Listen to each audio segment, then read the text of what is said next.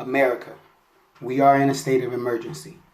We are in a system of institutionalized racial segregation that has existed since the beginning of the founding of this country. This system is characterized by an authoritarian power structure based on white supremacy, which ensures that those in power dominated the political, social, and economics of this nation, and in favor of its minority white population. Racism, segregation, Jim Crow, and apartheid. Name it, label it, call it by whichever name you choose, but you cannot deny the fact that the effects of these systems have still exist today. In fact, apartheid, one of the most recent forms of systematic racism, sparked international and domestic exposure that saw some of the most influential movements around the globe that was seen in the 20th century. Protests against apartheid, both violent and peaceful, led to violence, which eventually led to international outcry and even sanctions from the United Nations. So I ask you, America, look around you now. Wake up. These past few months have been shocking to say the least. COVID-19 shut down America. Schools closed, no sports, no gathering of more than 10 or more people. Thousands of people laid off. Las Vegas closed. The stock market even reached lows that were record-breaking.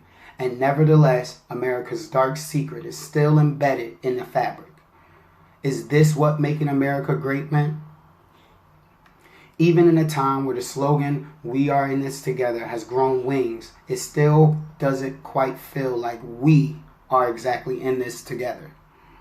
Black people are still being mistreated, lynched, arrested, and or killed with no consequences. In 2016, NFL quarterback Colin Kaepernick was told that kneeling during the national anthem would be the greatest way to show respect in his silent protest. We all know how that went down. Now, here we are, 2020, and nothing has changed. The NFL, the same NFL that makes billions of dollars off of young black men in the prime of their physical careers, 18 to 24, is the same NFL that stood against Colin Kaepernick and bringing light to social injustices in America.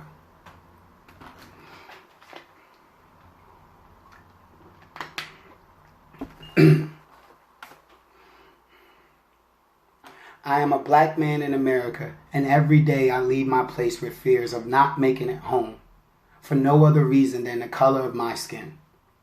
The same racism that's been around since the first explorers sailed to these shores is the same racism that we're dealing with today, all because of the color of someone's skin.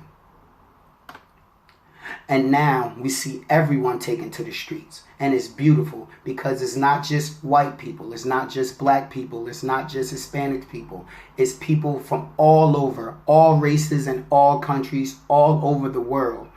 Statues are being torn down. Buildings are being torn down. Riots are being had. And we have a president that's inciting more negative energy than positive by instructing police and guards to use violence against those that protest.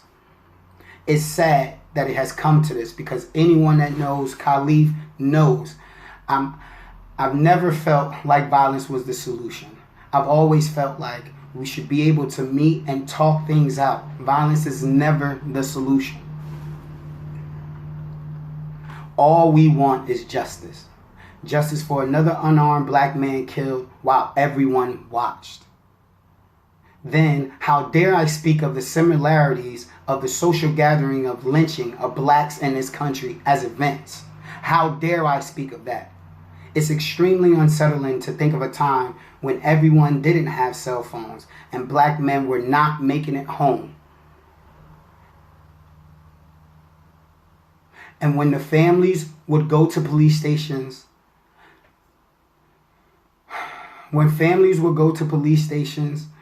looking for answers, they would be met with smug responses, complete disrespect, and straight lies. That's very unsettling.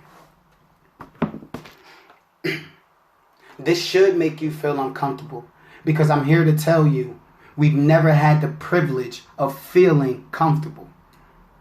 After the Civil War, land that was offered out west for free, blacks were not allowed to have. Since we couldn't read nor write, they ended up working on those very plantations that they were freed to leave from. Blacks were not fully allowed to integrate colleges until the 1960s. Think about it, America. That's 60 years. That's my mother's age. We've never had the privilege. And that's why, America, we are in a state of emergency. What happening in South Africa is in fact the same system that was used to build and maintain America today. America needs to be called and held accountable for the treatment of the natives, the blacks, and Hispanics in this country. It is and has always been apartheid. From the first boat that landed with slaves, it has been apartheid. But here's why you should worry. Here is why we should be afraid, America. Why hasn't the UN stepped in? Why hasn't the United Nations stepped in like they did in South Africa? Could it be that the very oppressor that has such a tight grip on a race of people in America that they cannot breathe has the same grip on the UN? At one time in America, there were strange fruits hanging from the trees, and those seeds fell to the ground, buried and covered with concrete. But over time, a crack in the concrete showed a rose starting to grow and blossom. I sit here as a black man in America, as a rose that grew from concrete that America tried to put over its past.